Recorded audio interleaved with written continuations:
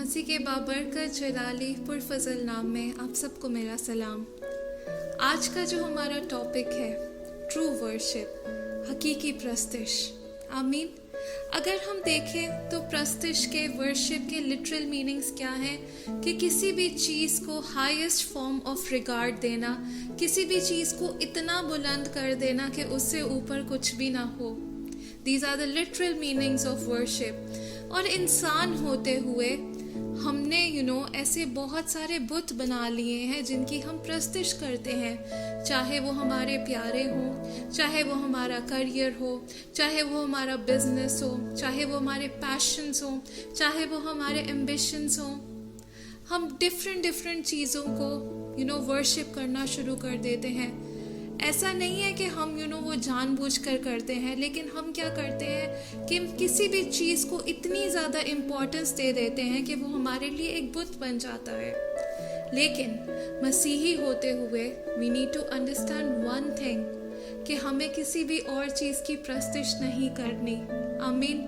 हमें प्रस्तिश करनी है तो सिर्फ और सिर्फ यहोवा पाक की। हमें प्रस्तिश करनी है उस जिंदा खुदावन की जिसने हमें बनाया है, जिसने हमें पैदा ही इसलिए किया कि हम उसकी प्रस्तिश कर सकें। आमीन। So true worship is to worship God, to keep him above everything else. अगर हम कलाम में से देखें, यूहन्ना उसके 4 बाब उसकी 23वीं और 24वीं आयत में लिखा है, मगर वो वक्त आता है, बल्कि अब ही है, कि सच्चे परस्तार बाप की प्रस्तिश रूह और सच्चाई से करेंगे, क्योंकि बाप अपने लिए ऐसे ही परस्तार ढूंढता है। खुदा रूह है और ज़रूर है कि उसके परस्तार रूह और सच्चाई से प्रस्तिश करें। इसमें एक और बात मैं ऐड करूँगी, क्योंकि खुदावन सच्चा है इसलिए वो अपने जैसे सच्चे परस्तार ढूंढता है। अगर हमारे अंदर सच्चाई नहीं है, अगर हमारे अंदर ट्रुथ नहीं है, तो हम कभी भी रूह और सच्चाई से खुदावन की प्रस्तिश नहीं कर सकते।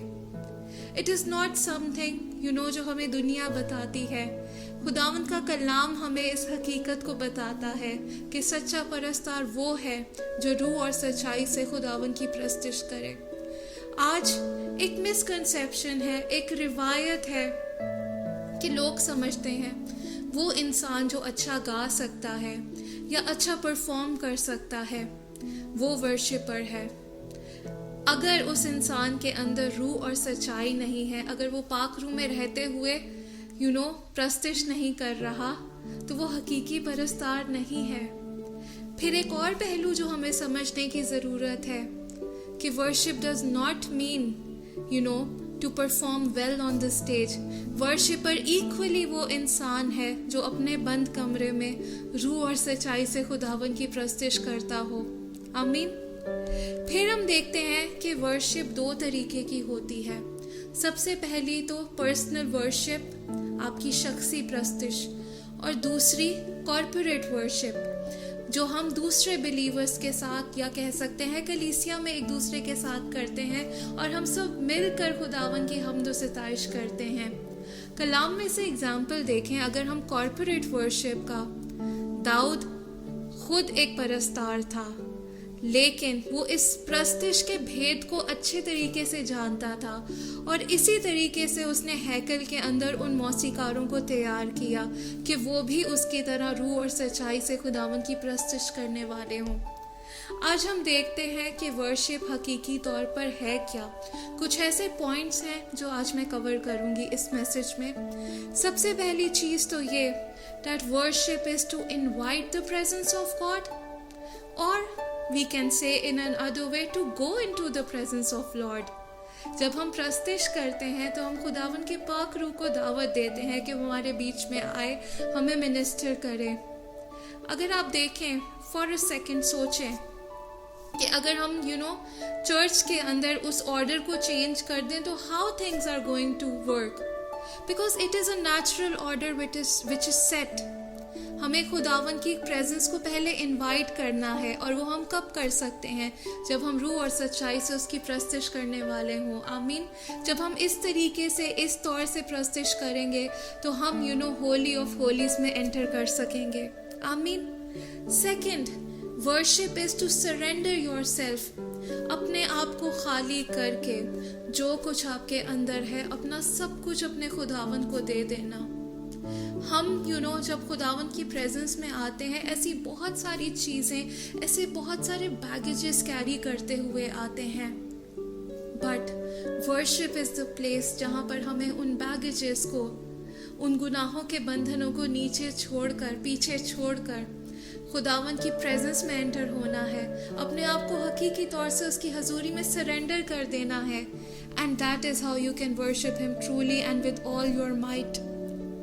फिर we can also say that sacrifice is also a form of worship. अपने आप को कुर्बान कर देना, उन चीज़ों को जो आपको बहुत ज़्यादा प्लीज करती हैं उन्हें पीछे छोड़ना, that is also an act of worship. Amen.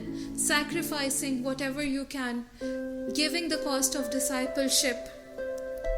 फिर हम देख सकते हैं, एक एग्जाम्पल आपके साथ शेयर करूंगी कि humbleness is the prerequisite for worship.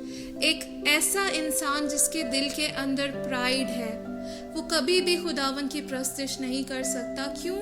क्योंकि उसने प्राइड को अपना बुत बना लिया है, उसने उस गरूर को, उस घमंड को अपना बुत बना लिया है। और क्योंकि वो प्राइड इतनी ज्यादा है कि वो फिर किसी और को वर्शिप कर ही नहीं सकता। So a true worshipper is one who humbles himself down. A true worshipper is one who lays his life. A true worshipper is one जो अपने आप को खाकसार करता है, जो खुदावन के सामने बड़ी हलीमी और फरोतनी से आता है और दुनिया के सामने भी ऐसे ही रहता है। Only that person can be a true worshipper. फिर हम देख सकते हैं that worship is to direct all the focus on Jesus Christ. आज जैसा कि मैंने कहा कि वर्शिप को इस तरीके से बना दिया है कि लोग जो आते हैं, I cannot even call them worshippers. I'll better call them performers. And this is not something, which is like a controversial topic, and please do not mind about it. It is the truth from the word of God. तो हमें, focus अपने ऊपर नहीं रखना कि हम क्या कर रहे हैं, कौन कैसा इंस्ट्रूमेंट प्ले कर रहा है। उससे बरक्स, उस चीज़ से बालातर खुदावन की प्रस्तिश है। तो फोकस, सारा जलाल, सारी इज्जत खुदावन यसु मसीह की है, हमारी नहीं। तो जब हम आते हैं खुदावन के हजूर में, हमें इस तरीके से आना है कि हम अपने लिए कुछ भी जमा ना करें, हम फोकस अपनी तरफ ना लेकर आए, बल्कि हम सारे लोगों का फोकस खुदावन की यसु मसीह की तरफ लेकर आए और हम घटते चले जाएं और हमारी जिंदगियों से, हमारे एक्ट ऑफ वर्शिप से खुदावन बढ़ता चला जाए। आमीन। फिर हम सीखेंगे worship is to sing a new song unto the lord. ज़बूर 96 उसकी पहली आयत में लिखा है, खुदावन के हजूर नया गीत गाओ, ऐ सब अहले ज़मीन खुदावन के हजूर गाओ। ये नया गीत क्या है? हमारी जिंदगियों में ऐसी चीज़ें होती हैं जो पुराने माइंडसेट्स हैं, जो पुराने बॉन्डेजेस हैं। आज खुदावन का कलाम हमें यह सिखाता है कि हमें हर एक चीज़ को, अपनी पुरानी ज़ात को पीछे छोड़कर एक नए तरीके से, एक नए हमदो सना के गीत से खुदावन के पास आना है, नए तरीके से find innovative way to worship him. आमीन। नए तरीके से खुदावन की प्रस्तिश करें। आमीन। खुदावन के हजूर नया गीत गाएं और आप देखें कि आप खुदावन को किस तरीके से प्लीज कर सकते हैं। आमीन। फिर हम देखें कि worship is something which stirs something within us. अगर आप वर्शिप करते हुए, प्रस्तिश करते हुए वैसे ही सेम वापस चले जाएं, इसका मतलब है कि आपने रूह और सच्चाई से खुदावन की वर्शिप नहीं की।